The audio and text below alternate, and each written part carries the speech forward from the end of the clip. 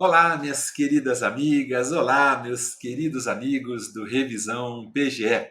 Que alegria enorme estar aqui com vocês uma vez mais. Eu espero que vocês estejam com muita saúde, acima de tudo, né? Extensivo aos seus familiares. Sejam muito bem-vindos à revisão final em Direito Processual Civil para o concurso da Procuradoria do belíssimo Estado de Sergipe. O meu nome é Maurício Ferreira Cunha, sou juiz de Direito e, junto ao Tribunal de Justiça de Minas Gerais, e professor de Direito Processual Civil aqui do Revisão PGE.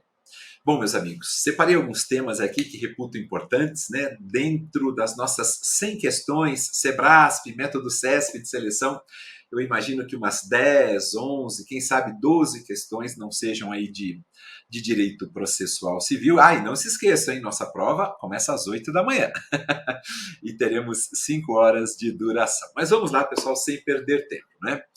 Eu separei alguns itens, alguns temas aqui para que a gente possa conversar.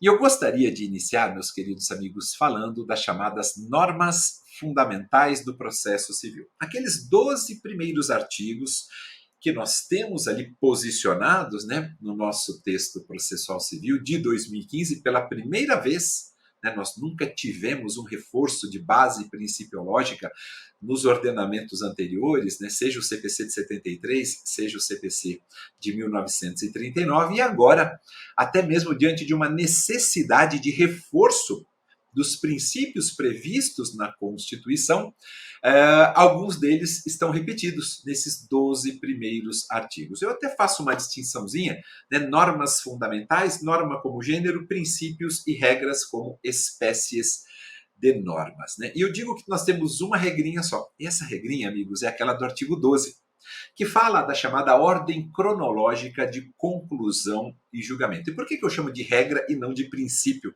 o artigo 12? Né, se a gente olhar na obra Teoria dos Princípios, do professor Humberto Ávila, a gente vai encontrar subsídio para isso. É porque ela tem uma aplicação limitada.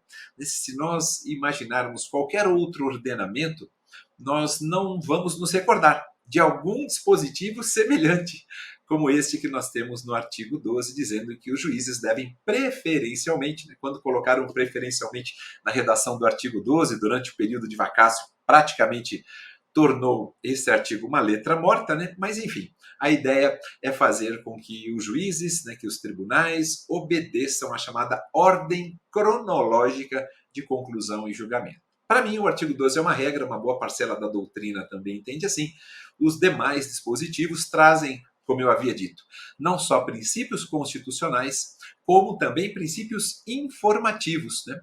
O artigo 2º, por exemplo, do nosso CPC, amigos, traz aquela ideia do princípio da ação, da demanda, da inércia, o princípio dispositivo, em contraponto ao princípio inquisitivo, que permite que o juiz haja de ofício em algumas situações. Né? São exceções, né, previstas em lei que autorizam que o juiz haja de ofício, como, por exemplo, determinar produção de provas, né, conforme estabelece o artigo 370, que faz referência aos chamados poderes instrutórios do juiz, fixação de astraente, né, nos cumprimentos de sentença envolvendo obrigação de fazer, não fazer, de entregar, ou seja, alguns atos isolados que possibilitam que o juiz haja de ofício. Mas esses princípios informativos, não é?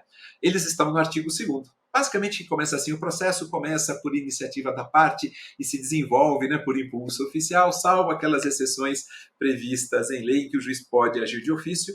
Ali, princípio informativo. Ao longo dos demais dispositivos, nós temos alguns princípios constitucionais que foram reforçados, né, no nosso ordenamento processual civil.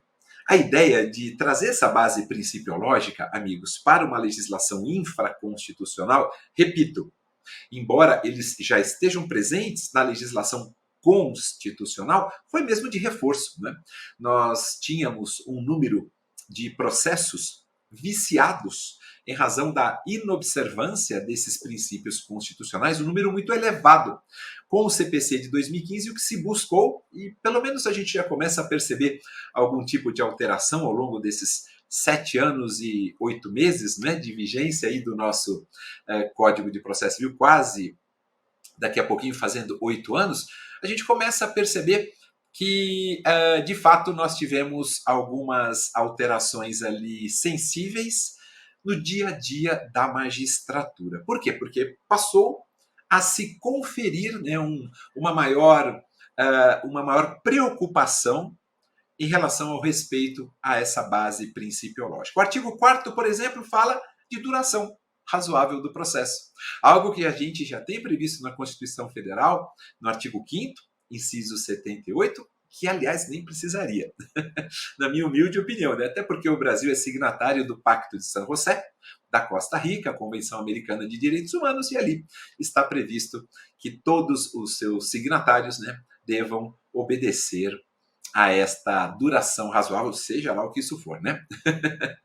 Esse artigo 4º também fala do princípio da primazia do julgamento de mérito, outro ponto importante, né, para nós recordarmos nesta nossa revisão, porque quando a gente fala de primazia do julgamento de mérito, não é só em primeiro grau, tá, pessoal? Também tem em segundo grau, né? Então, por exemplo, quando alguém interpõe, um recurso e não é beneficiário de gratuidade de justiça e deixa de recolher o preparo, o próprio artigo 1007, no seu parágrafo 4º, né, traz a possibilidade de recolhimento em dobro desse preparo. Por quê? Para que seja analisado o mérito recursal. Né? Então, quando a gente fala de primazia, estou só trazendo um exemplo, tá, amigos? E é bom que a gente já vê um pouquinho de teoria geral dos recursos. Né? Quando nós percebemos, né, quando nós verificamos que o artigo 4º tratava da duração razoável do processo e trazia o princípio da primazia do julgamento de mérito, é claro que nós precisamos fazer essa extensão também para a seara recursal. Ao longo dos demais dispositivos, dos 12 primeiros artigos do CPC, a gente ainda tem lá princípio da boa-fé processual, né, da boa-fé processual objetiva, a gente tem princípio da isonomia, né? Nós temos no artigo 8º, digamos assim, um aprimoramento dos artigos 4º e 5º da LINDB, muito interessante também, né, o artigo 8º, embora para alguns autores o artigo 8º seria até desnecessário, mas eu vejo que o foco principal do legislador foi colocar ali no artigo 9º e no artigo 10 o chamado contraditório substancial e a vedação à decisão surpresa. É bem interessante, a redação de ambos os dispositivos, né, reforça a ideia de um contraditório substancial. Esse contraditório substancial é aquele que passa não só pela possibilidade de participação, mas também pelo poder de influência. Então, nós temos esses dois elementos, amigos, né, que são extremamente importantes, e eles concretizam o contraditório substancial. Não adotamos mais a ideia de um contraditório formal, porque o contraditório formal se resume à possibilidade de participação, né? Não se fala em poder de influência, e vedação à decisão surpresa, que era algo que nós já estávamos imaginando que viria nessa nova legislação. Sobre esses dois artiguinhos também, eu queria recordar a todos vocês que o artigo 9º, no seu parágrafo único, ele possibilita que algumas decisões sejam apreciadas inaudita altera parte ou altera pars, né? Ou seja, sem ouvir a outra parte. E essas decisões que estão no parágrafo único do artigo 9º são aquelas relacionadas a pedidos de tutela de urgência, aquelas relacionadas a um pedido de tutela de evidência, que está ali no artigo 311, mas somente em relação aos incisos 2 e 3, muito cuidado, amigos, né? E também naquelas hipóteses envolvendo ação monitória, né, conforme estabelece o artigo 701. Aliás, aproveitando, né, mais uma dica importante, já que falamos de monitória, a ação monitória é uma ação com procedimento especial de jurisdição contenciosa, todos nós sabemos, que busca, através de uma prova documental unilateralmente produzida pelo autor, fazer com que essa prova, dentro de uma técnica procedimental de aceleração, essa que é a grande verdade, fazer com que essa prova documental tenha força executiva. Ou ela tinha uma força executiva no passado e perdeu e agora tenta se resgatar, ou nunca teve e se busca agora dar essa força executiva. Né? Do primeiro caso que eu mencionei agora, ou seja, tinha uma força executiva no passado e perdeu, é uma das situações mais utilizadas quando se ajuiza uma ação monitória que traz como prova documental um cheque prescrito, não é? Mas como nós estávamos falando de tutela de evidência, eu só quero recordar a todos vocês que aquele rol da tutela de evidência lá do 311, olhem quantos temas, né, paralelos a gente consegue trazer só falando de normas fundamentais, né? Aquele rol, ele é meramente exemplificativo do 311. Vejam, o legislador, no artigo 9º, parágrafo único, ele permite a concessão, perdão, a análise de pedidos de tutela provisória de urgência e tutela de evidência só com base no 311, 2 e 3. Aquele rol do 311 tem 4 incisos, mas é meramente exemplificativo. E uma das situações que caracteriza uma tutela de evidência, uma tutela satisfativa, é a do 701, que também está no parágrafo único do artigo 9º.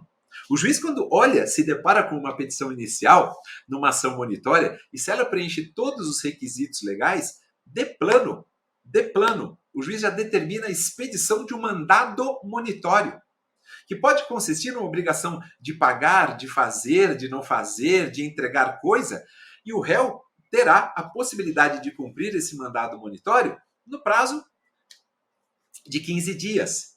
E se ele cumprir, ele fica isento, inclusive, de pagamento das custas processuais, não é? Então vejam que interessante, tem até benefícios, né, que podem ser concedidos a ele naquele sentido, né? E a tutela, as ações monitórias, quando o juiz defere de plano a expedição do mandado monitório, isso já é uma tutela satisfativa, já é uma tutela de evidência. Por isso que se diz que o rol do 311 é meramente exemplificativo. Uma outra situação seria a ação monitória que traz logo de plano, é o contraditório diferido, é postergado, é postecipado, é jogado lá para frente, se pediu o mandado monitório porque o direito estava muito evidente ali, né? Ai, não se esqueçam, já que estamos falando de tutela de evidência, não se esqueçam que para que seja concedida uma tutela de evidência, basta a fumacinha do bom direito, basta o fumus boni iuris, ou seja, a gente não precisa da demonstração do periculum in mora. Amigos, vocês pararam para pensar?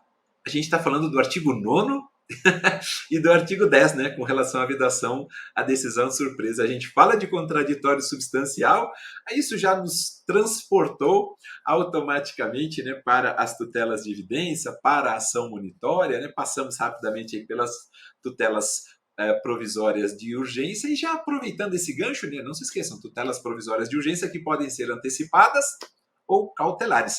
Essas duas precisam de fumus boni iuris e de periculum in mora. Tutela de evidência, só a fumacinha do bom direito. E já que estamos tocando nesse ponto também, não custa nada a gente só recordar que em relação às tutelas provisórias de urgência, tanto a antecipada quanto a cautelar podem ser requeridas em caráter antecedente. A tutela de evidência, nem pensar em caráter antecedente, somente incidentalmente.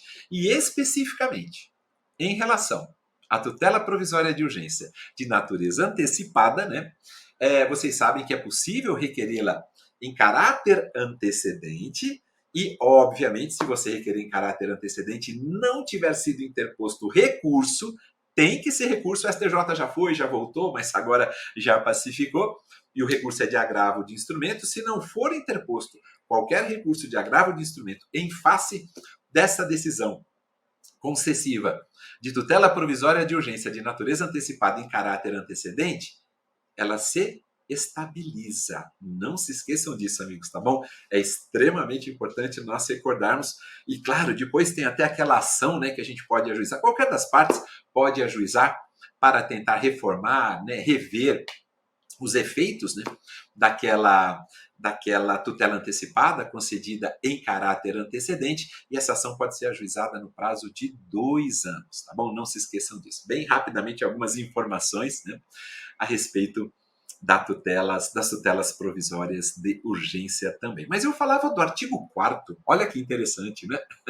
Aliás, do 4º não, do 9º e do 10, o 4º eu já tinha falado, Maurício, do 9º e do 10. E só prosseguindo, para a gente fechar, meus queridos amigos, essa revisão, né, sobre as normas fundamentais, não se esqueçam que também nós tivemos um reforço em relação a necessidade de observância, de fundamentação das decisões judiciais. Esse é um problema muito sério, né? Eu, como magistrado, me sinto muito à vontade para poder falar com vocês. É um problema muito sério que nós tínhamos, mas que já vem sendo melhorado bastante ao longo dos últimos 5, 6 anos, ou seja, já na vigência do CPC de 2015, porque o 11 ele reforça o que já está mencionado no artigo 93, inciso 9 da Constituição Federal, dizendo que toda e qualquer decisão judicial tem que ser devidamente fundamentada, mas só que no nosso CPC há um outro dado interessante, né? Nós saímos de um sistema, na minha humilde opinião, e uma boa parcela da doutrina também, nós saímos de um sistema de fundamentação suficiente para um sistema de fundamentação exauriente. E por que eu digo isso, amigos? Por conta do que está previsto no artigo 489, parágrafo 1º. Outro tema importante, não é? 489, parágrafo 1º. Ali, pela primeira vez, nós temos positivado no nosso ordenamento o que é que se considera como uma decisão não fundamentada. Não é o STJ que está interpretando, não. É o próprio legislador. No parágrafo 1º do artigo 489, nós temos 6 incisos. E os 6 incisos traduzindo aquilo que se não se considera como fundamentada. Né? Toda e qualquer decisão judicial que não estiver cumprindo o que ali está determinado no parágrafo 1º será considerada como não fundamentada. Então, realmente, reforçar esta necessidade de melhorar a qualidade da fundamentação das decisões judiciais, que já estava no texto constitucional, repito, no artigo 93, inciso 9, agora também está positivado no 11 e mais ainda no 489, parágrafo 1º. Então, amigos, resumidamente, muito resumidamente, até porque o nosso tempo é curto também, não é? Normas fundamentais do processo civil, penso que seja um tema interessante para essa revisão e pensando, claro, em SEBRASP, método CESP de seleção, tá bom?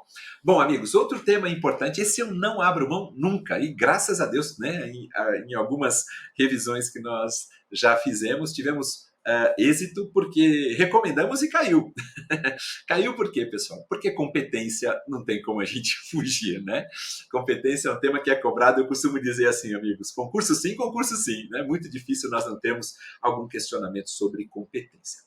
E nesse sentido, a gente tem que lembrar que a nossa fonte normativa primeira é a Constituição Federal. É lá na Constituição que nós temos os órgãos jurisdicionais e as suas respectivas atribuições. Por exemplo, é claro que o professor Francisco, né, é que é o nosso grande mestre, nossa grande referência.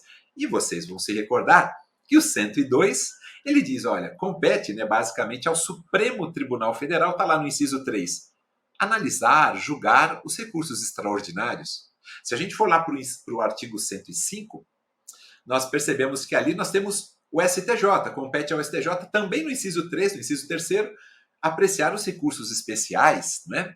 Se a gente for para o 109, nós temos ali a competência da Justiça Federal. Aliás, o 109, parágrafo 3º é interessante, né? Que fala da chamada competência por delegação. Posso fazer uma observação bem rápida para vocês, amigos? Bem rápida. Competência por delegação, 109, parágrafo 3º. Parágrafo que foi alterado pela reforma da Previdência, emenda constitucional 103, se eu não estiver enganado, né? Parágrafo que foi alterado e que, dentro desse contexto, vale a pena a gente lembrar. Eu quero só fazer uma observação bem rápida. Vou passar para provas agora, hein? Dentro de competência, amigos. Né?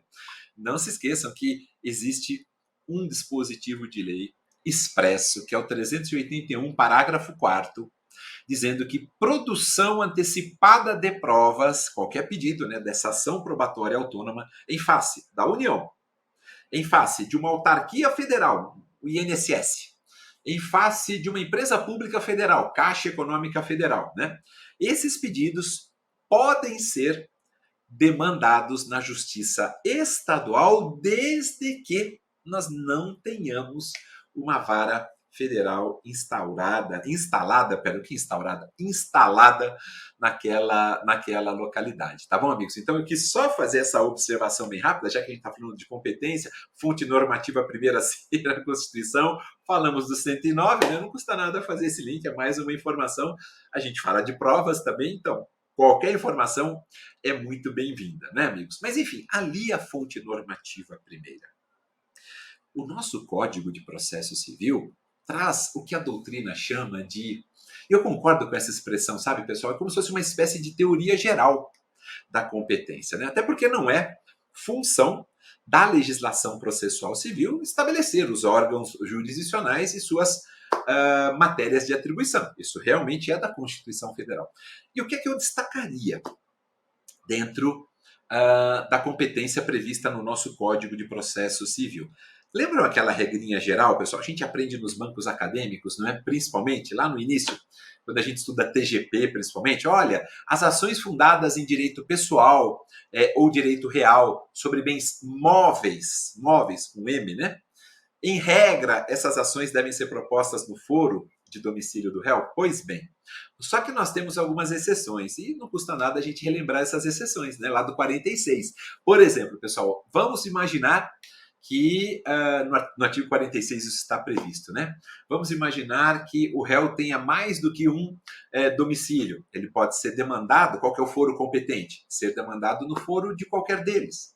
Vamos imaginar que é incerto ou desconhecido o domicílio do réu. Ele pode ser demandado onde ele for encontrado ou também no foro de domicílio do autor. Não, Maurício, vamos imaginar o seguinte: o réu não tenha nem domicílio nem residência no Brasil. Aí o autor fala, poxa, qual que é o foro competente, né? O autor vai propor no foro do seu próprio domicílio, né? Do próprio autor. E se o autor também residir fora do Brasil, Maurício, aí complica. Né? Réu com domicílio ou residência fora do Brasil. E o autor também, aí obviamente a demanda pode ser proposta em qualquer foro. E mais duas informações importantes que constam dos parágrafos do 46 também, que eu acho que vale a pena esta recordação. Litisconsórcio, não é? Litisconsórcio passivo, imaginem, né? Uma demanda com 2 ou mais réus com diferentes domicílios. Ô, Maurício, complica. Né? Qual seria o foro competente? Eles podem ser demandados no foro de qualquer deles, à escolha do próprio autor. Por fim, algo que eu tenho certeza que vocês sabem, quem obviamente trabalha, lida ou já estudou bastante a Lei de Execução Fiscal, a 6.830 de 80, né? Sabe do que nós estamos falando. A execução fiscal, ela será proposta no foro de domicílio do réu, no foro da sua residência ou do lugar onde ele for encontrado, tá bom? Tudo isso está lá no 46. Por outro lado, uma outra informação importante é que aquelas ações fundadas em direito real sobre bens imóveis, agora tem o I na frente, hein? Tá? Imóveis, a gente sabe que competente é o foro da situação da coisa, aquilo que a gente chama em latim Forum Rei Sitter, né? Os romanos já assim denominavam, Forum Rei Sitter. Só que esse dispositivo, que é o 47, ele traz duas informações importantíssimas e eu queria destacar aqui. Muito cuidado com o tipo de redação que nós possamos ter na nossa prova preambular, sabendo, né? A gente sabe muito bem como é que é o SEBRASP, o método CESP de seleção. Mas um dos parágrafos é o primeiro, isso mesmo, do artigo 47. Ele diz assim que o autor pode optar pelo foro do domicílio do réu ou pelo foro de eleição, para além do foro da situação da coisa, né? Se o litígio envolvendo direito real, né, sobre bens imóveis não recair sobre direito de propriedade, direito de vizinhança, direito de servidão, divisão e demarcação de terras e enunciação de obra nova. Ou seja, a grande maioria das demandas envolvendo direito real sobre bens imóveis. Então, não recaindo, né, sobre estes, é possível que o autor opte não só pelo foro da situação da coisa, como também pelo foro de domicílio do réu ou pelo foro de eleição. Tirando essas hipóteses, então, meus amigos, quer dizer, ele tem as opções, né? Tirando essas situações que eu mencionei para vocês, que são quase... Eu vou chutar aqui, tá, amigos? Vou chutar uns 90% das demandas envolvendo direito real sobre bens imóveis. Eu ainda destacaria ação envolvendo uso, usufruto e habitação. São 3 exemplos bastante comuns. Então, recaindo sobre uso, usufruto e habitação, o autor tem essas opções que eu mencionei para vocês. E o parágrafo 2º do 47 disponibiliza, né, a seguinte informação, que as ações possessórias imobiliárias, Maurício, que bom falar de possessória rapidamente. Deixa eu só completar o raciocínio, amigos, que é outra ação com procedimento especial de jurisdição contenciosa, que juntamente com a monitória eu recomendo muito, aquela leitura antes da prova, da nossa prova objetiva, né? Mas essas ações possessórias imobiliárias, segundo o parágrafo 2º do 47, elas devem ser propostas, no foro de situação da coisa, cujo juízo, terá competência absoluta. Quer dizer, o dispositivo faz referência ao foro da situação da coisa, mas a competência ali é absoluta. E a gente sabe que a competência relativa é que é definida em razão do território, né, do foro, ou do valor da causa, e a absoluta definida em razão da pessoa, da matéria, da hierarquia, né? Competência funcional. Mas aqui, nesta hipótese, não obstante a redação seja, a ação possessória imobiliária será proposta no foro de situação da coisa, o legislador diz, ainda que seja no foro, quer dizer, ele coloca lá algo relacionado à questão territorial, que seria mais indicado quando a gente fala de competência relativa, ele diz, não, mas aqui o juízo vai ter competência absoluta. Só um destaque final, então, já que nós falamos de possessórias, não custa nada a gente mencionar, não é, amigos? As possessórias se constituem, ou são divididas, digamos assim, em 3 interditos possessórios, tá? Não se esqueçam. As ações de reintegração de posse, primeiro, quando houver alguma invasão, algum esbulho. As ações de manutenção de posse, quando a gente estiver diante de uma situação de turbação, né? E também os interditos proibitórios, quando a gente estiver diante de uma ameaça de efetiva ofensa à posse. O estudo das possessórias sempre é importante, pessoal. Não se esqueça, a gente tem a fungibilidade, né, das ações possessórias prevista lá no artigo 554, que inaugura, né, o capítulo que trata das ações possessórias. Nós temos a natureza dúplice das possessórias, todos nós sabemos muito bem. O réu pode, na própria contestação, falar assim, opa, autor, você está dizendo que eu que te esbulhei? Na verdade, não, foi você que me esbulhou. Então, não se esqueçam também da natureza dúplice, né? Temos também os litígios coletivos, né? Todas aquelas situações do 565, se eu não estiver enganado, também são importantes, né? Façam uma leitura, meus amigos, acho que não custa nada, já que falamos de possessórias. Voltamos para a competência, claro, Maurício, é o que nos interessa. Eu quero só arrematar sobre competência para dizer para vocês o seguinte, amigos, que nós temos a possibilidade de modificação da competência relativa. A absoluta não pode ser modificada, né? Ela é inderrogável por convenção das partes, mas a relativa nós temos como alterá-la. A competência absoluta, como eu já disse para vocês, em razão dos critérios que a envolvem, eu diria que a competência absoluta tem um caráter público, né? A preponderância do elemento público. A relativa não. Ela tem mais uma característica mais voltada a particular, ao interesse particular, ao interesse privado. E, obviamente, que a incompetência relativa, por ser assim, ela não pode ser reconhecida de ofício, né? Nós temos até uma súmula do STJ antiga, que é a súmula 33, dizendo, juiz, você não pode reconhecer de ofício a incompetência relativa, ao passo que a absoluta pode, não é? Em qualquer tempo e grau de jurisdição. Mas voltando às hipóteses de modificação da competência relativa. 4, tá bom, amigos? 4. Vamos lá? Vamos relembrar? Conexão, continência, vontade das partes e, por fim, vontade do réu. Conexão, continência, vontade das partes e vontade do réu. Rapidamente falando, um pouquinho sobre cada uma delas. Primeiro, conexão. Não se esqueçam, amigos, né? É possível que 2 ou mais demandas sejam conexas quando elas tiverem em comum o pedido ou a causa de pedir. Ou, tá, amigos? Ou, não é e. É uma conjunção alternativa. Isso é muito importante. Eu humildemente peço a vocês que atentem para isso, para que o examinador não troque a conjunção, né, nas alternativas para confundir nossos queridos amigos. Então, 2 ou mais demandas são conexas quando elas tiverem em comum um desses elementos da ação, não é? Pedido ou causa de pedir. Vocês perceberam que faltou só um elemento da ação, porque são 3? Esse elemento da ação que faltou são as partes, não é? Os elementos da ação, partes, pedido e causa de pedir. E esse mesmo dispositivo, né, que fala da conexão, por que essas demandas devem ser reunidas, né, perante um único juízo, aquele chamado juízo prevento, para evitarmos decisões conflitantes ou contraditórias. Já que elas têm em comum o pedido ou a causa de pedir, vamos fazer o seguinte, vamos juntar num único juízo. Esse juízo que é o juízo prevento, tá certo? Agora, não haverá reunião das demandas conexas se um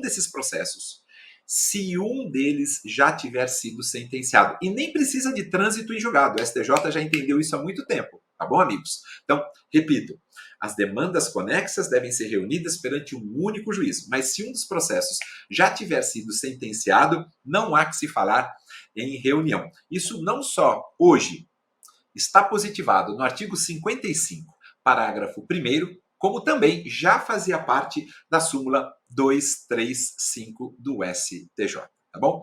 E para a gente fechar a conexão, que é a primeira forma, né, a primeira hipótese de modificação da competência relativa, não se esqueçam também que nós temos no parágrafo 3º do 55 aquela ideia da conexão por prejudicialidade. Amigos, vocês já perceberam, metade do nosso encontro já foi, passa rapidinho. Eu não estou usando slides, tá bom? De propósito, para que a gente possa ver o maior número, o maior conteúdo possível, tá certo? Mas vamos lá, voltando. Conexão por prejudicialidade. Maurício, acho que eu já ouvi essa expressão. Pois é, amigos queridos, ela está no, não a expressão claramente, né, mas a ideia da conexão por prejudicialidade está prevista no parágrafo 3º do artigo 55, que basicamente diz o seguinte, pessoal, olha, serão reunidos, atentem para essa redação, hein? Já foi cobrado em prova objetiva, várias vezes. Serão reunidos para julgamento conjunto todos aqueles processos que possam gerar um risco de prolação de decisões conflitantes ou contraditórias, caso decididos separadamente e mesmo sem conexão entre eles. Maurício, mas como assim? Quer dizer, duas demandas, vamos imaginar só duas, né? Ao invés de 3, 4, para complicar. Vamos pensar só em duas.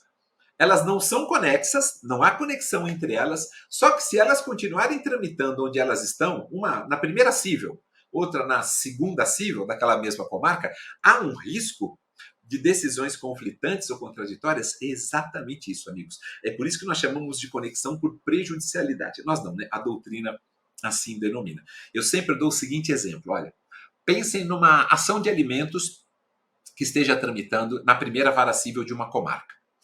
Pensem que na segunda vara cível está tramitando uma ação negatória de paternidade deste pai que está no polo passivo da ação de alimentos. Você está falando, olha, eu não sou o pai. Né? Então vejam, uma na primeira cível, outra na segunda cível. Alimentos na primeira, negatória na segunda. Pensem na seguinte situação, amigos. Se continuarem tramitando em juízos separados, pode ser que o juízo da primeira julgue procedente o pedido inicial. Pode ser que o juízo da segunda julgue procedente a negatória de paternidade. Está complicado.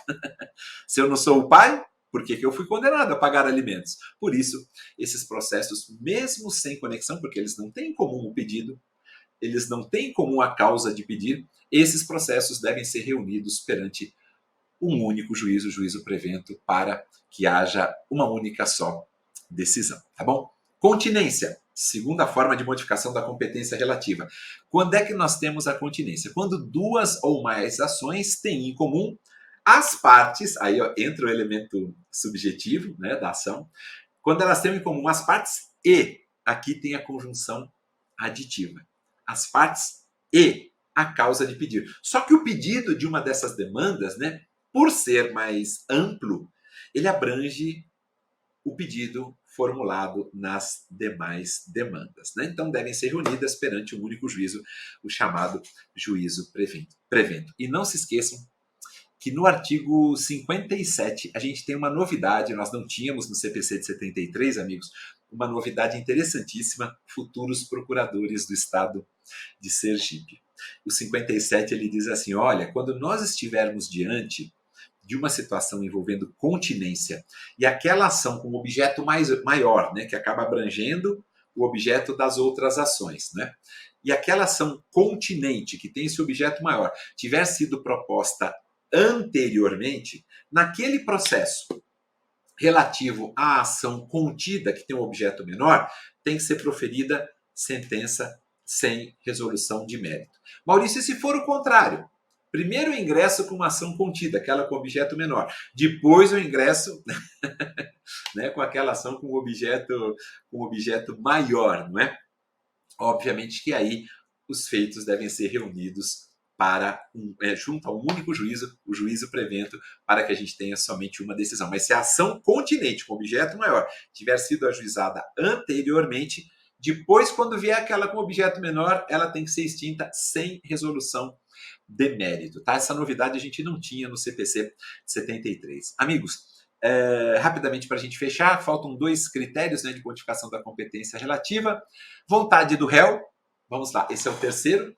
Por que eu falo vontade do réu, meus queridos amigos?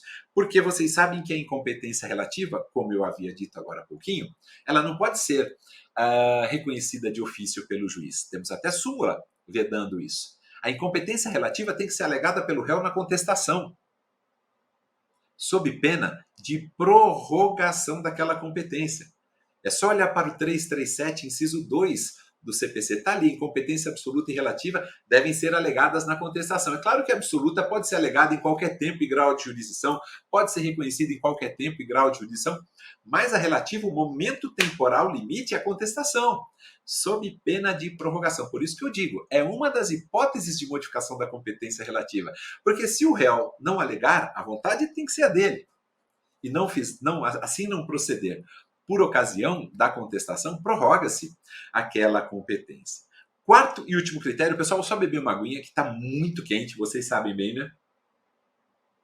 Eu peço humildemente desculpas a vocês, é só para não interromper o raciocínio, mas eu precisava dessa aguinha. O último critério de modificação da competência relativa é a vontade das partes. E quando a gente fala de vontade das partes, nós estamos falando de cláusula de eleição de foro. Cláusula de eleição de foro. Amigos, eu peço muito a atenção de vocês, por favor, em relação à cláusula de eleição de foro, para que vocês deem uma olhadinha no artigo 63. 63. São 4 parágrafozinhos que tem ali. Os 2 últimos são os mais importantes, na minha opinião. O parágrafo 3º e o parágrafo 4º. Por que eu humildemente acho que são mais importantes? Porque o parágrafo 3º, ele possibilita que o juiz reconheça de ofício a abusividade de uma cláusula de eleição de foro, mas somente antes da citação. Antes. Após a citação, a incumbência é de quem? Né? Princípio da cooperação também. A incumbência do réu. Réu, você foi citado. A cláusula de eleição de foro é abusiva? Beleza? Então você tem que suscitar isso. Tá bom? Depois da citação é com você. É com você. E não tem mais desculpa, tá bom? É o momento procedimental, é seu. É para que você assim realize. Antes da citação, o juiz pode reconhecer essa abusividade de ofício. Uma última informação, me lembrei agora, amigos, não se esqueçam também, mas eu acho que vale muito a pena nós recordarmos. Vocês se recordam da expressão translatio iudici, com 2 i's no final? Vou repetir. Translatio, né? Translatio iudici. Pois bem, o que é que isso significa, amigos? Significa o seguinte, que nós podemos, basicamente, né, aproveitar todos os atos processuais praticados por um juízo absoluta ou relativamente incompetente, quando os autos forem remetidos ao juízo competente. Maurício, mas espera aí. Anteriormente, você só aproveitava outros atos menos os decisórios. Agora eu posso aproveitar até atos decisórios. Por exemplo, um juiz relativamente ou absolutamente incompetente deferiu um pedido de tutela provisória. Aí os autos vão para o juízo competente. Chegando lá, eu posso aproveitar até mesmo essa decisão em relação à tutela provisória? Pode. O 64, parágrafo 4º, repito, amigos, 64, parágrafo 4º, ele diz basicamente assim, que salvo decisão judicial em sentido contrário, serão conservados todos os efeitos de decisão proferida pelo juízo incompetente até que outra seja proferida, se for o caso, pelo juízo competente. Então, só serão afastados atos decisórios do juízo incompetente se tiver alguma decisão judicial em sentido contrário do juízo competente, tá bom? Isso está lá no 64, parágrafo 4º. Vamos sair de competência. Chega, amigos. Nossa, 40 minutos já. Muito rápido. Muito rápido. Meus queridos amigos, litisconsórcio, intervenção de terceiros. Maurício, não tem como a gente fugir, né? Não tem como. Os sujeitos da relação processual. Quando a gente estuda sujeitos da relação processual, meus queridos amigos, ali a partir do artigo 70, se eu não estiver enganado, a partir do 70, a gente começa a lembrar de capacidade de ser parte, lembram? Capacidade processual ou de estar em juízo, capacidade postulatória, né? Lembram também que advogado pode postular em causa própria, sempre é importante dar uma olhadinha ali no 106, né, do CPC, que traz requisitos adicionais aos requisitos da petição inicial, que estão lá no 319, estão também no 320, né? Que mais que a gente tem ali? Falar de sujeitos da relação processual, para além de litisconsórcio, né, intervenção de terceiros, é bom a gente lembrar também de sucessão causa-mortis, de sucessão inter-vivos, né? Sempre importante a gente falar também de sucessão dos procuradores, prevista ali no artigo 111, 112, são sempre temas que são cobrados, né, em provas preambulares com as suas respectivas características. Mas eu queria focar em sujeitos da relação processual, em litisconsórcio e intervenção de terceiros. Por quê, meus amigos, né, que a gente fala de litisconsórcio e de intervenção de terceiros? Litisconsórcio por quê? Lembrar daquelas informações básicas, né, que a gente tem em relação às modalidades de litisconsórcio ativo, passivo, misto, inicial, né, ulterior. Olha um exemplo de litisconsórcio ulterior passivo. Querem ver? Querem ver? Litisconsórcio ulterior, não é com a inicial, é lá na frente, passivo. Chamamento ao processo. É uma das modalidades de intervenção de terceiros prevista lá no artigo 130, em que o réu, por exemplo, fala: opa, não vou ficar sozinho aqui não. Sozinho nesse polo passivo eu não fico. É uma dívida solidária. Eu e mais dois, por que demandaram só contra mim? Outros dois, venham para cá, estou te chamando ao processo. Formando um litisconsórcio passivo ulterior, não é? Isso acaba acontecendo, claro que se ocorrer o chamamento ao processo, que é uma das modalidades de intervenção de terceiros que depende de manifestação do réu. Mas a gente tem também litisconsórcio necessário, a gente tem litisconsórcio facultativo, a gente tem litisconsórcio simples e a gente tem litisconsórcio unitário. O necessário é aquele que está lá no 114, que diz assim: quando é que o litisconsórcio vai ser necessário, Maurício? Quando tiver positivado em lei ou quando decorrer, né, da relação, da natureza, né, da obrigação ali controvertida. Às vezes é possível ter um litisconsórcio necessário se você estabelecer isso no contrato, ou seja, a natureza da relação controvertida ali. Você menciona no contrato: se por acaso for descumprida uma cláusula aqui, é para demandar contra todo mundo. Então é um litisconsórcio necessário, né? Em relação ao facultativo, só rapidamente lembrar, acho que vale a pena a gente lembrar principalmente ali do 113 e também do litisconsórcio facultativo multitudinário, sabe? Aquele que tem um grande número de pessoas, não é? Não se esqueça, né, que esse litisconsórcio passivo multitudinário, expressão que foi alcunhada pelo querido professor Cândido Rangel Dinamarco, nosso grande mestre das arcadas, o pedido para que nós tenhamos uma limitação, né, das pessoas que figuram. Imaginem 50 pessoas no polo passivo de uma demanda, né? Então, é formulado um pedido para limitar esse litisconsórcio facultativo multitudinário. Por quê? Porque se continuar daquele jeito, compromete a rápida solução do litígio, né? Dificulta a defesa, né? Você pode fazer esse pedido em qualquer fase. Pode fazer no processo de conhecimento, pode fazer em execução também, não tem problema, né? Mas esse pedido, o mais importante é a gente lembrar que ele acaba interrompendo o prazo para manifestação ou resposta. Interrompe, tá, amigos? E não suspende. Vocês sabem muito bem qual é a diferença entre interromper e suspender. E além disso, a gente tem também o litisconsórcio unitário e simples, que todos nós conhecemos muito bem, mas não custa nada recordar, né? Litisconsórcio unitário, o próprio nome já... nem todo litisconsórcio necessário é unitário, hein? Podemos ter litisconsórcio necessário e simples. Peguem ação de uso capião, não é? Você cita os confrontantes, você cita por edital os eventuais interessados. Vamos supor que um confrontante vem e fala assim: opa, excelência, desse espaço, né, que o autor quer usucapir, olha, esse percentualzinho aqui pequenininho é meu.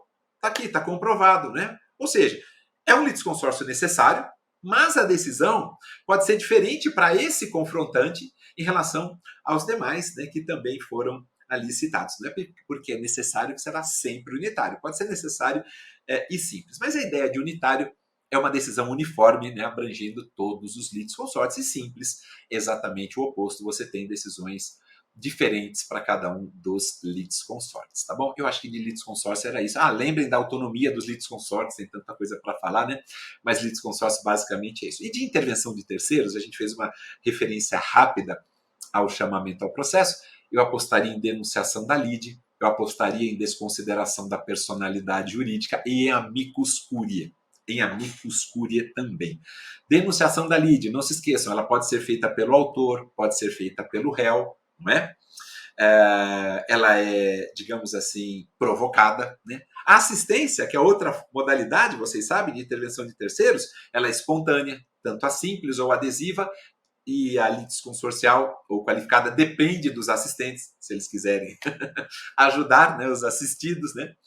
Lembrando que o assistente simples e o assistente litisconsorcial são diferentes. O litisconsorcial é aquele que tinha tudo para ser parte e acabou não sendo. O interesse jurídico ali está bem elevado, né? Mas voltando à denunciação da lide, que é o que nos interessa, eu fico no afã, né, de passar tantas informações para vocês e por isso que a gente vai pegando uma ou outra aqui. Mas a denunciação da lide, que pode ser trazida, é uma lide secundária, vocês sabem bem, tanto pelo autor quanto pelo réu, é uma demanda incidente, é uma demanda regressiva. Por quê? Porque você antecipa, né, o direito de regresso. Normalmente, denunciação da lide é feita nas ações indenizatórias, né, de acidente de trânsito. O réu já chama a seguradora, né? Opa, vem para cá. Denuncia da lide para a seguradora por conta, né, do direito de regresso. É uma demanda eventual. Por que a gente fala que é uma demanda eventual? Porque essa lide secundária só vai ser apreciada se o pedido inicial for julgado procedente, não é?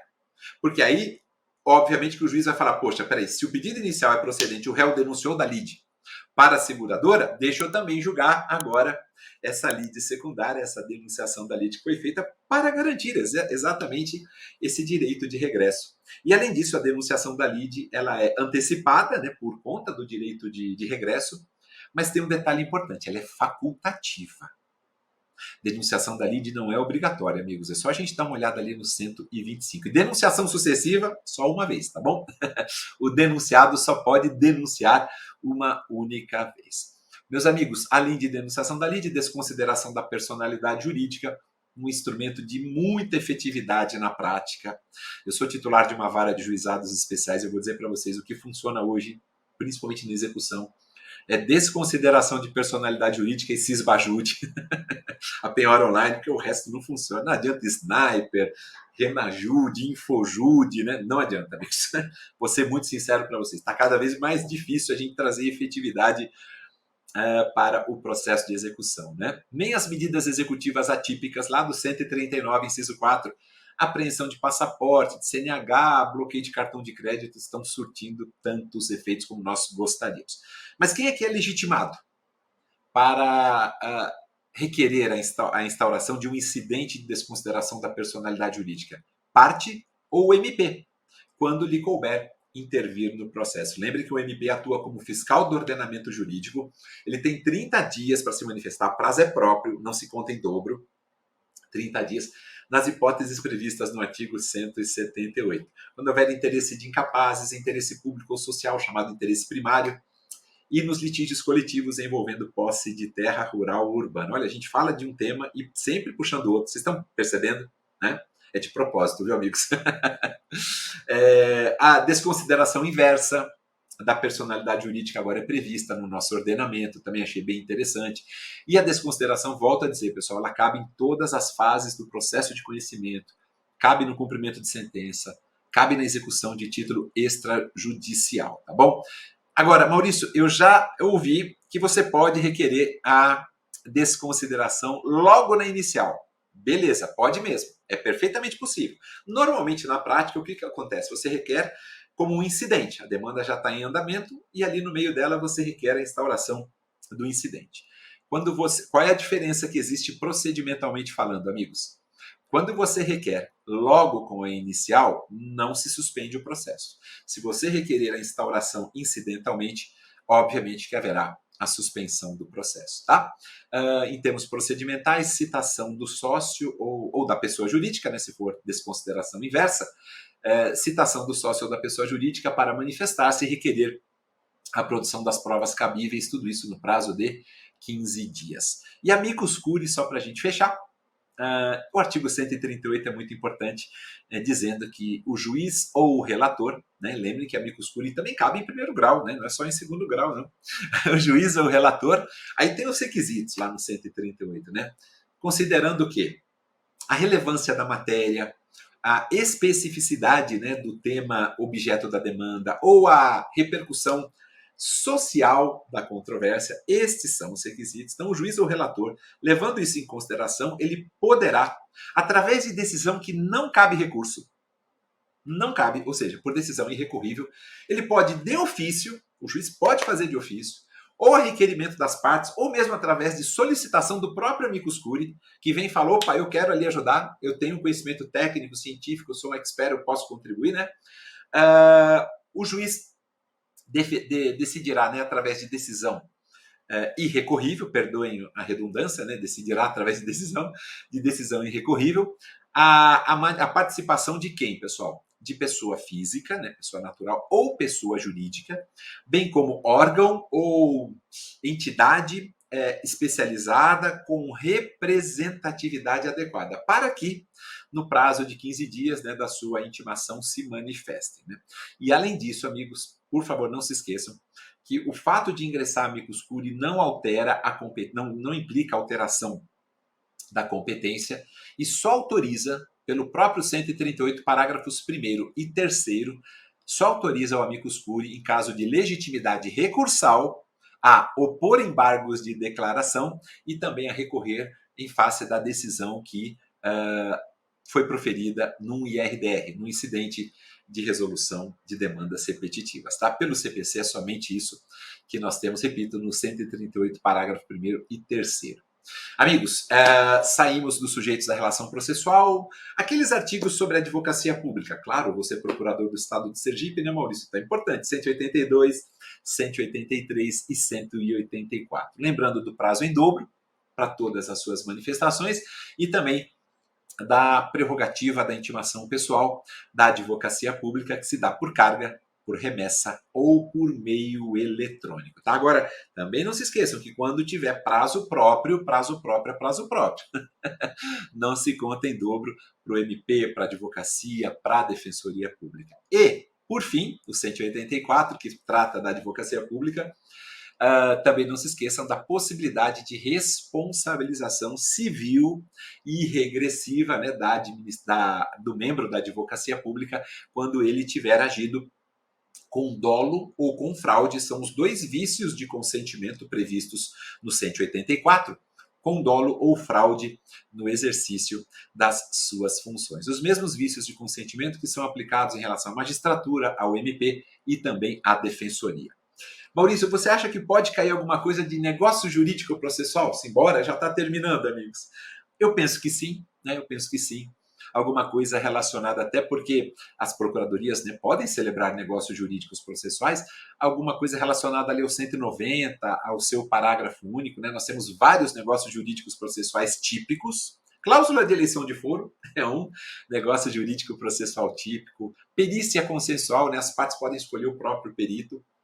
É o negócio jurídico processual típico. A gente tem vários ali, né? Quando as partes convencionam sobre ônus da prova, artigo 373, parágrafo 3º, parágrafo 4º, as partes podem convencionar sobre ônus da prova. Não se esqueça que a gente tem distribuição dinâmica do ônus da prova agora no parágrafo 1º do 373, convivendo com a distribuição estática também no 373, mas enfim, regressando aos negócios jurídicos processuais, o 190 eu acho que é um dispositivo interessante para uma leitura, ou seja, o 190 diz, né, foi opção do legislador. Caso o processo venha a tratar de direitos que admitam autocomposição, é lícito às partes que sejam plenamente capazes estipular mudanças procedimentais, a chamada flexibilização procedimental, para ajustar o procedimento às características específicas, né, daquela causa, e também vão poder convencionar sobre o quê? Sobre ônus, sobre poderes, sobre faculdades, sobre deveres processuais, e os negócios jurídicos processuais podem ser celebrados antes ou durante o processo. Maurício, qual que é o papel do juiz ali? Quase nenhum. Né? Isso por conta de vigorar o princípio do autorregramento da vontade das partes. O processo não é do juiz, o juiz não é dono do processo, nunca foi. Nunca foi. Então, o parágrafo único diz qual que é o papel do juiz. O parágrafo único do 190 diz assim: de ofício primeiro, né? Ou a requerimento, o juiz vai controlar a validade das convenções, né, previstas no 190 e só vai poder recusar aquele negócio jurídico celebrado em se tratando de nulidade, quando o juiz perceber que é nulo mesmo aquele negócio jurídico, ou quando se tratar de uma inserção abusiva em contrato de adesão, ou ainda em que alguma das partes se encontre em manifesta situação de vulnerabilidade. Só nessas hipóteses e acabou. Não tem mais o que se discutir, tá bom? Meus amigos, o papel do juiz tem que ser bem restrito, sim. Né? Até porque o que tem que prevalecer é o autorregramento da vontade das partes. A gente falou de tutela provisória já, né? Eu só queria fazer uma menção bem rápida, né? Nós temos algumas limitações em relação à fazenda pública, até por conta do que estabelece o artigo 1059 do Código de Processo Civil. Mas só algumas informações bem rápidas a respeito. Me desculpem, amigos. Bem rápida. É só recordar que, por exemplo, o Supremo Tribunal Federal tem uma súmula, que é a súmula 729.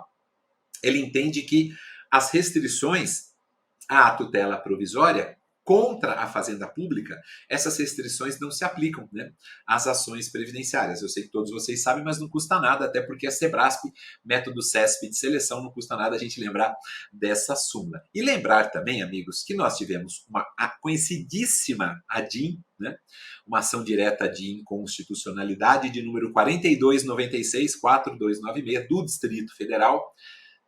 Eu diria que ela fez um novo desenho, redesenhou, né, a sistemática de concessão de tutelas contra o poder público. Por quê, amigos? Porque nessa DIN nós tivemos o reconhecimento da inconstitucionalidade do artigo 7º, parágrafo 2º da Lei do Mandado de Segurança, né? A Lei 12.016 de 2009. Esse artigo 7º, parágrafo 2º da Lei do Mandado de Segurança é aquele que dizia assim, olha, ele foi reconhecido como inconstitucional, né?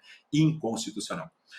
Não será concedida medida liminar que tivesse, né, por objeto a compensação de créditos tributários, a entrega de mercadorias, de bens provenientes do exterior e por aí vai. E também reconheceu como inconstitucional, na mesma lei do mandado de segurança, na 12.016 de 2009, o parágrafo 2º, mas do 22, que trata do mandado de segurança coletivo, porque o parágrafo 2º do 22 basicamente diz o seguinte, que no mandado de segurança coletivo, a liminar só poderá, né, ali que estava o equívoco, ser concedida após a audiência do representante judicial da pessoa jurídica de direito público, né, que deveria se manifestar no prazo de 72 horas. Ou seja, esse dispositivo também foi reconhecido como inconstitucional.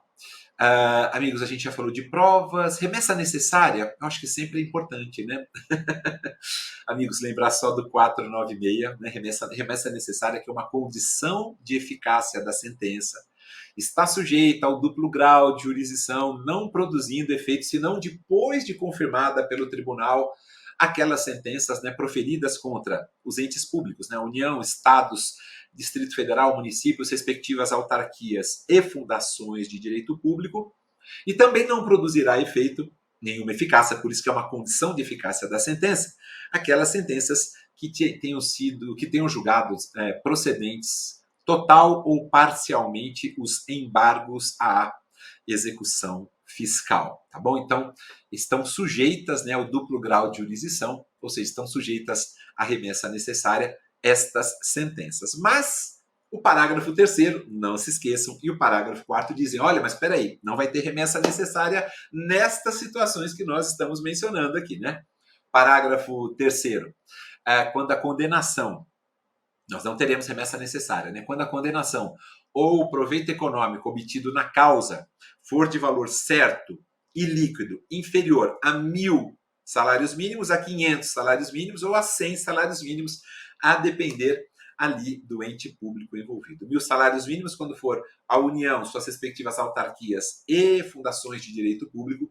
500 salários mínimos quando forem os estados, o Distrito Federal, respectivas autarquias e fundações de direito público e municípios que sejam capitais dos estados, e 100 salários mínimos, né, para todos os demais municípios e respectivas autarquias e fundações de direito público. E o parágrafo 4º é aquele que diz que não se aplica remessa necessária também quando a sentença estiver fundada com base numa súmula de tribunal superior, num acórdão proferido pelo STF ou pelo STJ em julgamento de recursos repetitivos. Também não tem remessa necessária se a sentença estiver firmada numa tese estabelecida no IRDR, numa tese estabelecida no IAC, não é?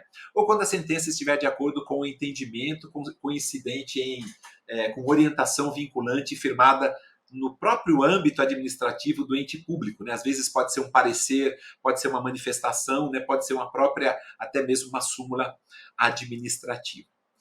Maurício, você acha que pode cair alguma coisa de coisa julgada? Nossa, meu tempo já estourou, amigos. Acho que sim, amigos.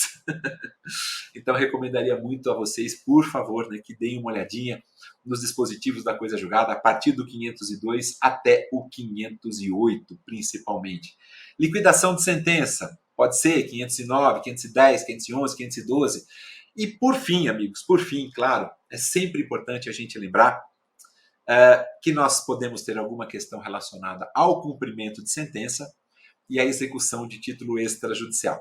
E em relação ao processo de execução como um todo, né, eu coloco esses dois num pacote, nós temos que lembrar dos meios de defesa, ou seja, impugnação, com tudo que trata da impugnação no 525, embargos, quando a gente fala de execução de título extrajudicial, que tem natureza de ação, 915, 16, 17, por aí vai, e lembrarmos da exceção de pré-executividade, que o STJ ainda aceita tranquilamente, basta que seja uma questão conhecível de ofício, você já tem uma prova pré-constituída e não haja necessidade de dilação probatória. E se a gente olhar, amigos, para o 518 e para o 803 do CPC, o que a gente tem ali são exceções de pré-executividade, só não tem esse nome, né? Mas eu focaria em algum questionamento sobre impugnação, sobre embargos e também sobre exceção de pré-executividade. E eu termino, pessoal, também lembrando a vocês que, quanto a recursos, a gente falou só de teoria geral dos recursos quando a gente fez referência a preparo, né? Sempre tem uma questãozinha ou outra. Então, sobre teoria geral dos recursos, acho que os pressupostos de admissibilidade recursal, eu focaria neles.